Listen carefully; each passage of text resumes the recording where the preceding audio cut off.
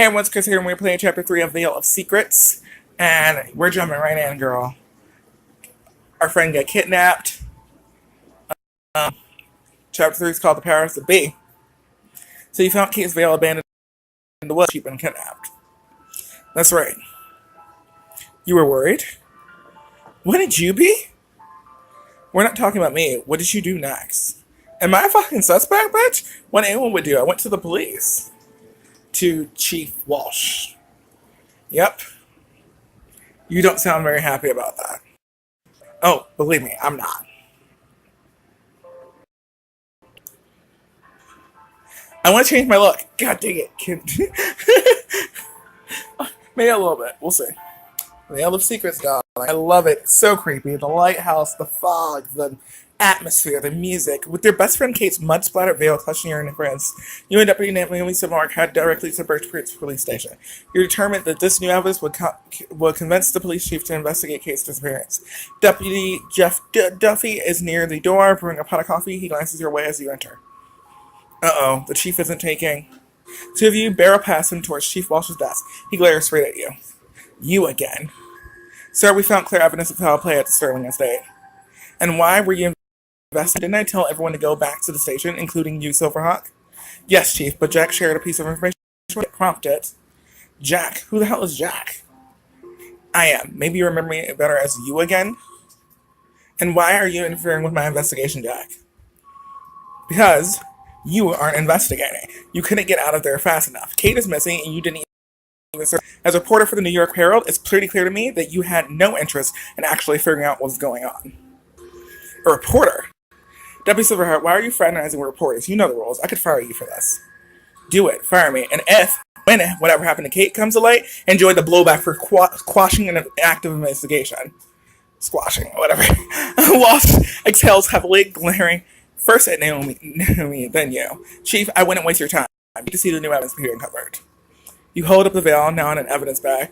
The trampled peach rosettes seem especially forlorn under the station's glaring fluorescent lights. It's Kate's veil. We found it deep in the woods, behind the Sterling mansion. Walsh reaches out to take the veil from you. It was in fresh tire tracks. A car had just taken off when we arrived on the scene. Don't you see? Kate's been kidnapped. Every second counts. Walsh fingers the veil, mulling over their arguments. Yep. You agree? He laughs. Oh, heck no. Glad you had fun playing Hardy Boys, but as a real detective, I see a far more likely explanation. Oh, really? And what? Is it obvious? Your bride ran off with another man. Had him meet her out in the woods so she wouldn't have to face the consequences, or the Sterlings. The veil fell off, but what does she care at that point, am I right? We can't determine any of that from this evidence.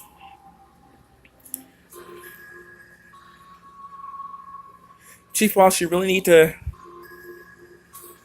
Oh my god. Think about who you're protecting here. Is it just some misplaced sense of loyalty, or is someone paying you to cover it up? Maybe the Sterlings got rid of Kate and you're keeping their secret?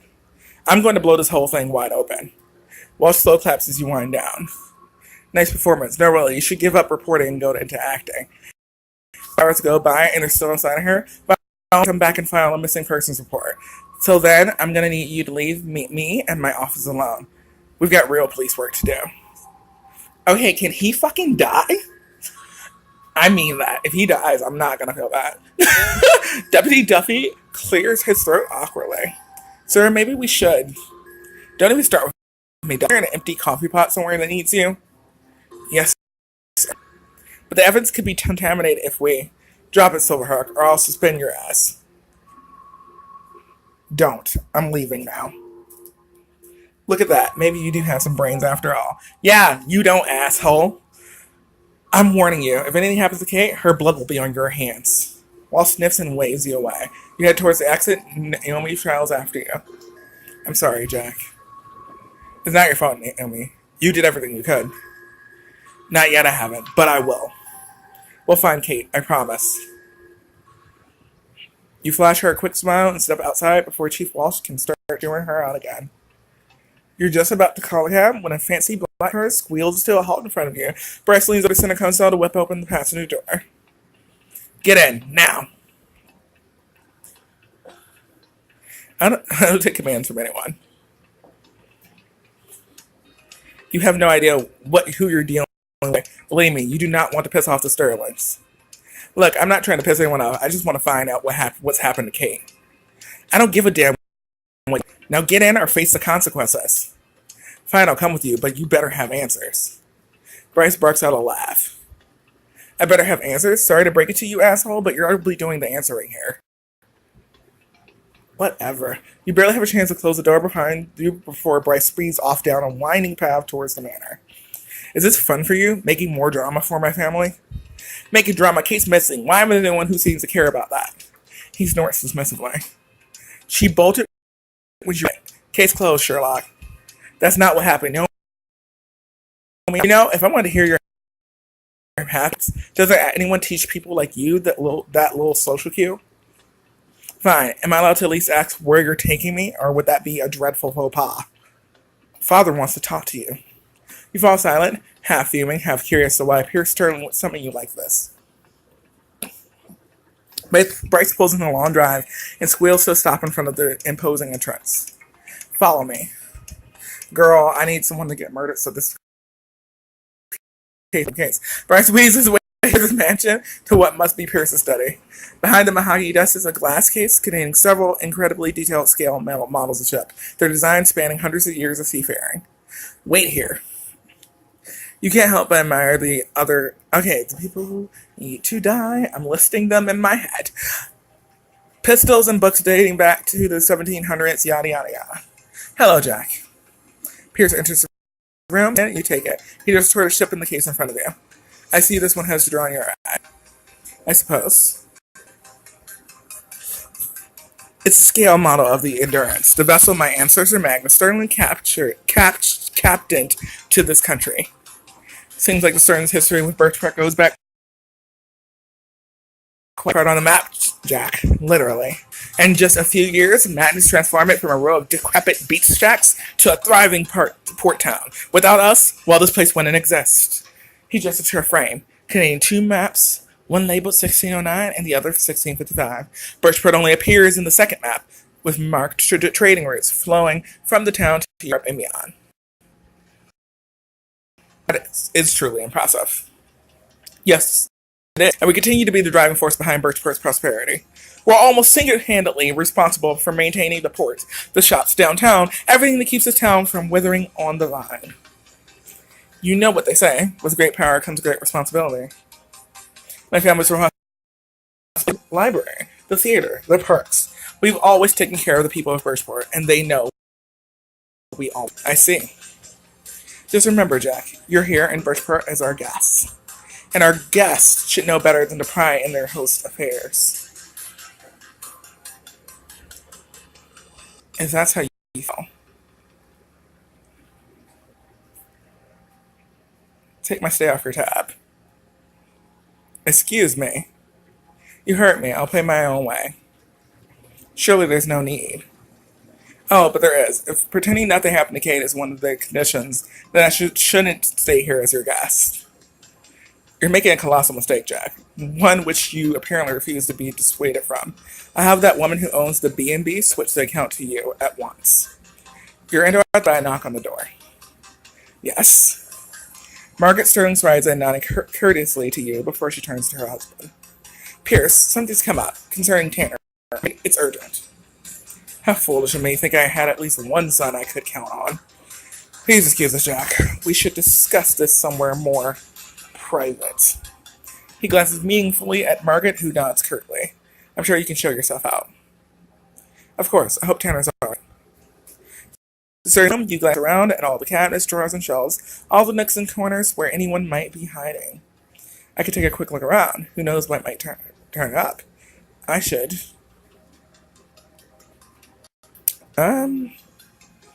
Y'all, I've already played the episode of Most Eligible for the week. I'm gonna go ahead and do it. I love a clue. I'm also just a mess right now. I shouldn't be doing this, but I am. There are so many places things could hide in this ornate study. You're not sure where to start. Check out the bookshelf, darling. Your fingers along the bookshelf, reading the tiles on the spines. This is not his biographies. Of course, plenty of rah-rah capitalism options. Not that surprised. That I'm surprised, but they're all just regular books. No secrets hiding here. I'm gonna check out the walls. A row of portrait and ornate frames hang along the one wall, scanning the dour-faced sterling assets as you find the original patriarch, Magnus. He stares at you with piercing blue eyes that make you shiver. Something tells me kindness wasn't your strong suit, Magnus. Check out the cabinets. You look at the built-in wall cabinet, pulling over each of the three bottom drawers at the bottom. In the first, you find a pile of old maps. In the second, you see only a small jewelry box. This seems out of place. You open the lid, unlock it, nestles on the velvet cushion inside. It's engraved. I wonder who that could be. I'm glad I got that. I needed another clue, to be honest. Like it. Someone close to Pierce, probably. Check out the desk, darling. You slide the desk drawer open inside. You see an array of office supplies. Nothing suspicious, except, of course, the desk is twice as deep as the drawer. That doesn't seem right. Pull out the entire drawer. When you turn it over, you realize there's a false bottom. I knew there was more to it. The false bottom is a folder. Inside are papers written in some sort of complicated code. There we go. The wives of Sterling's need a secret hope. Come on, darling. Getting the clues. What are you doing? Huh? Anyway. Something to hide, that is, which they clearly do. A clock in the hallway climbs, the ring loud and piercing like a warning bell. You cast one last look around the room, wishing Kate were here there to help. I should get out of here. You listen to the stern and find yourself in a long, open hallway, but you can't remember which way you came in. This place is even bigger than I thought. You peek inside a door to your left, hoping you'll recognize something. An entire room dedicated to sports trophies? Who knew that there were that many lacrosse tournaments, ever? What are you still doing here? Standing behind you, one eyebrow arched, her hands on her hips. I'm totally lost. In our house, or just in this world? Judging by your friendship with Kate, I'm guessing both apply. How gracious of you. Forgive me, that was classless. It's just, I really tried with Kate. I took her under my wing. For her to replay all my... You can't believe she just left, can you? I know you want to think the best of your friend, things you don't know. What? She and Tanner were having issues. What? She never mentioned that. I'm sure she wouldn't. It must have been embarrassing for her. Both tried, of course. In the end, though, maybe they were just... Perhaps I should have been in it this way. At least they're divorced. Those are always so distasteful and costly. A maid appears behind you. Margaret visibly stiffens. Now, if you'll excuse me, Jack, is it? Yes. Please show Jack to the front door. Apparently it's easy to lose one's way at Sterling Manor. The maid leads you outside, the air is brisk, and you can't help but shiver slightly as the cold breeze passes over you. Where is Flynn? I need moments of Flynn going for it, please. Can we find Flynn in this chapter? Because I need him. We need to regroup. He needs to know about the evidence that I have. We just need to regroup here. Okay?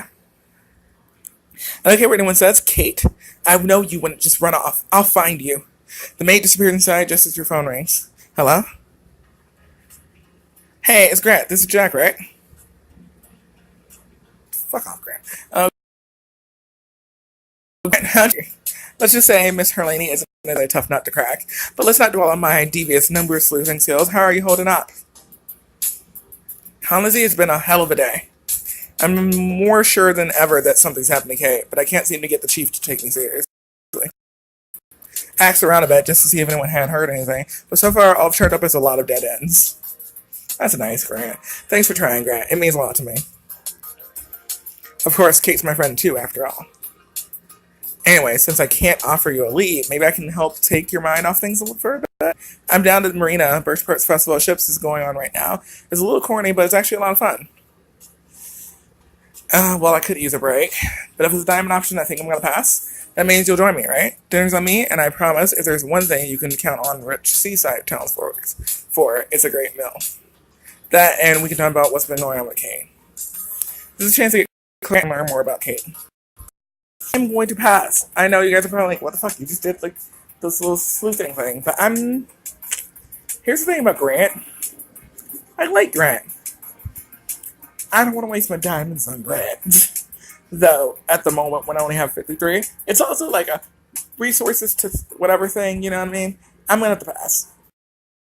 I can use those again, and if I have a good amount left over, I'll go into the next chapter tonight or tomorrow, because I know I'm getting more diamonds next week, and so my resources are finite for a little bit. Okay, okay. Sorry, guys. It's just I need to focus on Kate right now. It's okay. I get that. Before you go, I have to ask: do you think Kate just ran off? No, but she loved Tanner. I don't think she'd leave him like that. Unless what? Unless some her changed her mind about Tanner. Like what? Nothing specific. I'm just playing devil's advocate, I guess. My lawyer side coming out. I'm so glad we all forgot he was a lawyer. Dude, we got some great allies, don't we? We really do. Maybe I should be coming closer to them. Grant trails off and you can hear strains of jazz in the background. You feel a pain, wish you could be here, spending time with him. Before you go, I think you should know something. I didn't say anything earlier because, well, Tanner's my friend, but the other day Kate called me over to her apartment. She was upset. Oh no. Wait, Kate has an apartment? I thought she lived with the Sterlings. No. She did, mostly, but she kept her own apartment. She'd go there whenever she needed space. Where is it? Here, I'll send you her address. Let me know how it goes. Yeah? It's a promise. Why did you never tell me this? You hang up and rush over to the address Grant sent you. A little while later, you arrive at a modest apartment building. You walk up to Kate's unit and try the front door. Of course, it's locked. Why didn't I think of that? Though it is a pretty safe neighborhood, maybe Kate left a window open in the back? As you round the corner of the building, you spot a man dressed all in black and wearing a ski mask. Holy shit. Before you can say anything, he smashed a crowbar through Kate's back window. Oh my god.